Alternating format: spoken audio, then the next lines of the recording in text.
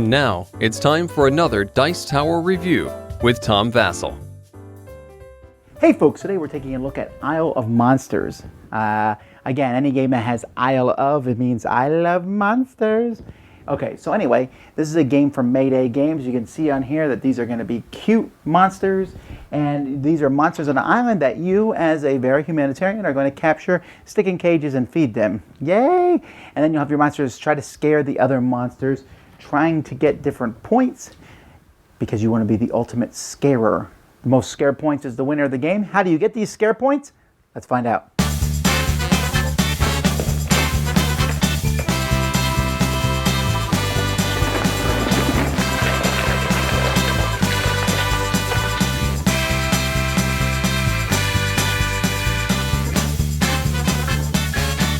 Now the board here is kind of mobile in the sense that you see these sections here are going to be placed, like this is where I would play, and then maybe Susan and Sally and Martha and Mary would play in the other spot. So if there's only 4 players, you would kind of have it set up like this. And so there's going to be boards equal to the number of players. And on each of these boards, you're going to have a small deck of different creature cards. You're going to have 2 food tokens, which are drawn from a bag that's included in the game. And you also have tokens in the middle of the table in this middle island equal to the number of players. Now what you're trying to do in this game is you're trying to get the most scare points. So the first part of the game, players are going to take actions until everyone passes. An action you can take is capturing a creature. You just grab the top creature off one of the 2 boards that's next to you, and you stick it on your own player board in one of the cages. Once you have creatures in your cages, you can't take that action anymore. Another thing you can do is you can take food. Again, you can take it off one of the boards next to you or from the middle. And when you take food, you have to put it on someone who can take that food. So this little blue creature here needs 1 blue food, 1 yellow food, and 1 pink food. And once those are full, that creature is going to be completely fed. And you can't take food unless you have a spot for it. But once you do, that's great. After everyone has passed, the first person to pass gets the bag, and they'll go first next round. Anybody who's been completely fed, you take the food, throw it back in the bag, and these cards come in your hand. You will now do the scare phase. In the scare phase, everyone who has cards must play 1 or more cards. The cards you play must all be the same color.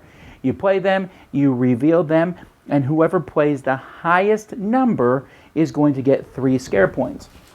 And there's a big giant pile of scare points that's available with this game. And so 9 is obviously going to beat a 4, but maybe I played a 4 and 8 together, and a 12 beats the 9. However, the different monsters scare the other types. You'll notice here that the brown has a blue on it, the blue has a yellow on it, and if you see a yellow has a brown on it, kind of rock, paper, scissors. So you get a point for each person who's next to you, so of the 2 players next to you, who you scare their color. So for example, if I'm brown and I'm between 2 players who both play blue cards, I'm going to get a point for each of them. While if I was here, the yellow player would get a point for scaring me, and I would get a point for scaring blue. And hopefully blue is next to a yellow player so he can scare them. So after you do this, the cards that you played, you set them aside, and then you can play more cards if you have more. So players will keep doing this until they've played all the cards that they have. And if there's only 1 player left with cards, they simply get 1 point for each card they have.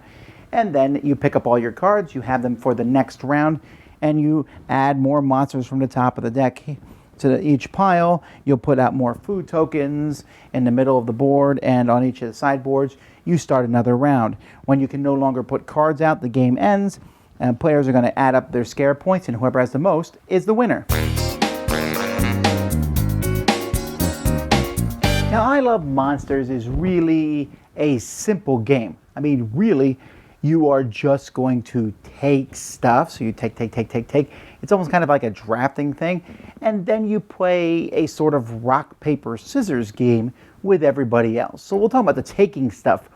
First, if there's one thing I like about the game a lot, is that these mobile boards here, these mobile boards, and really, you are only looking at the 2 next to you and the ones in the middle. So when you take the monsters, obviously you're deciding what monster to take based on its color and size. The bigger monsters need more food to get them working. So maybe at the beginning of the game you want to get some small monsters just so you can start playing that rock, paper, scissors game at the end. But you want to get those big ones too. But also you want to see what food is out there available. So you're going to always have 2 food on the boards, but one other player has that board too. So you always look at that player and say, okay, they need yellow food. There's one yellow food there. I better take that food now when I can get it. Or should I take the one from the middle of the board because that's one everybody can grab. This is one only we two can grab. This on this board only we two can grab. And that's a nice mechanism. You don't even have to worry about one or two of the other boards when other players are involved in the game. And I think that's a good idea. In fact, it actually makes it a pretty good 3-player game because of that, because you're all dealing with each other. So that's a nice thing. It keeps the game going. And if the game is even with 5 players, it really doesn't go that much longer.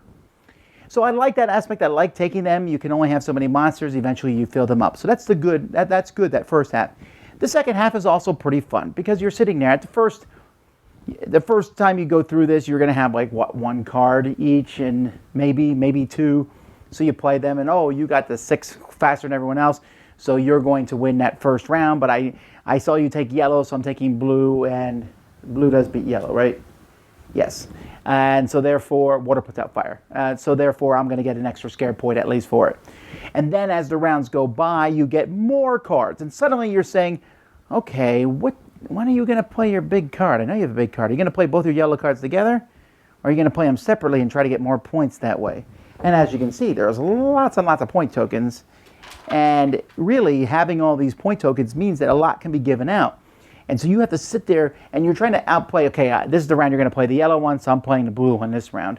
But also, when are you going to play your big numbers? And I'm trying to play my big numbers because it's really annoying when you play your 9 and someone else played a total of 10 points. You're like, what?